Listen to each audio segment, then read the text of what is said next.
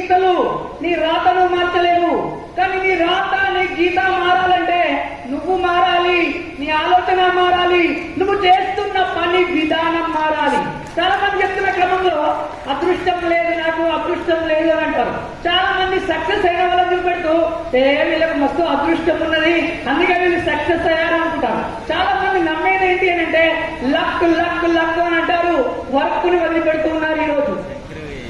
కానీ నేనేమంటానంటే luck is not in your hands, luck is not in your hands but work is in your hands.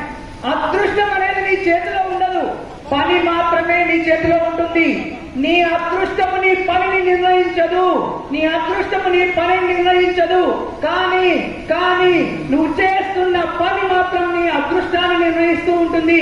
కాబట్టి చేసే పనిని జాగ్రత్తగా కొత్త కొత్త విషయాలను నేర్చుకుంటూ చేసే ప్రయత్నం